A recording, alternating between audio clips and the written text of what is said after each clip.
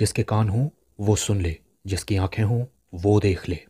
हम उन लोगों के लिए विशेष धन्यवाद देना चाहते हैं जो हमें SBI पे, गूगल पे और पेपलिंक के द्वारा हमारी सेवकाई में बोते हैं। डिस्क्रिप्शन बॉक्स में दिए हुए लिंक से आप भी बो सकते हैं। ये है हमारे 3 चैनल्स और टेलीग्राम पर अब आपको इजराइल से जुड़ी हुई न्यूज मिलेगी और ऐसे वीडियोस जो यूट्यूब पर डाले नहीं जा सकते।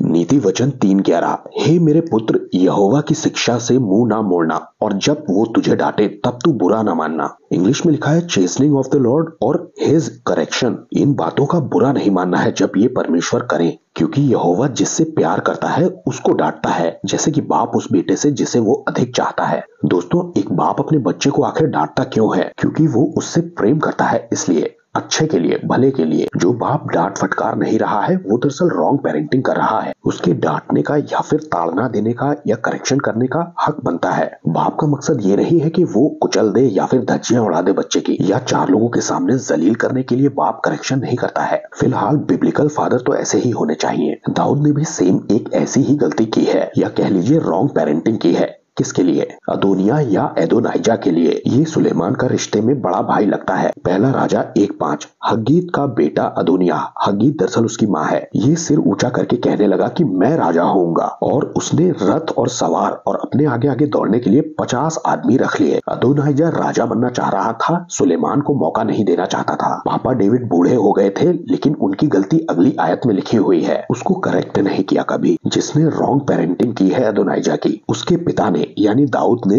जन्म से लेकर उसे कभी ये कहकर उदास नहीं किया था कि तूने ऐसा क्यों किया। मतलब जो भी वो कर रहा है वो कर क्यों रहा है ये कभी पूछा ही नहीं उससे। दूसरे वर्जन्स में ऐसे दिया है कि रिब्यूक नहीं किया, कभी करेक्ट नहीं किया। मतलब जो कर रहे हो सही कर रहे हो। ये दाऊद की गलती थी, और ऐसी गलती कई बार विश्वासी लोग भी करते हैं। दोस्तों, ऐसी गलती के रिजल्ट अक्सर 10-20 साल बाद नजर आते हैं। मतलब बचपन में पिटाई नहीं हुई या डंडा नहीं चलाया गया, इसलिए आज ये ऐसे निकल गए हैं। इब्रानियों की पत्री का लिखने वाला भी विश्वासियों के लिए एक पॉइंट पर जोर देता है। ये इंसान की चेस्टनिंग या ताड़ना करना, इसकी तुलना कर देता है परमेश्वर की आत्मिक ताड़ना से। इब्रानियों 12:7 तुम दुख को, जो दुख तुम पर आ रहे हैं, उनको ताड़ना जानकर सह लो। परमेश्वर दरअसल तुम्हें बेटा जान करके तुम्हारे साथ ऐसा बर्ताव होने दे रहे हैं। कौन सा ऐसा बेटा है जिसकी ताड़ना पिता नहीं करते हैं? ये दुख, ये चेस्टनिंग है परमेश्वर की, जो अलाउ की है उसने। अगली आयत में लिखा है, अगर वो ताड़ना जिसके भागी सभी होते हैं, मतलब सबको ही ताड़ना झेलनी पड़ती है, अगर ये तुम्हारी नहीं की गई तो तुम पुत्र कैसे? तुम तो व्यभिचार की संतान हो। मतलब तुम कहीं भी पड़े हो, कुछ भी कर रहे हो, हमसे क्या मतलब? परमेश्वर ऐसा नहीं करते हैं दोस्तों। इंग्लिश में बड़ा खराब शब्द लगा है यहाँ, बास्टर्ड्स। हिंदी में मैं बोलना नहीं चाहूंगा इसे, मतलब नाजायज औलाद हो तुम। फिर लिखा है, जबकि हमारे शारीरिक पिता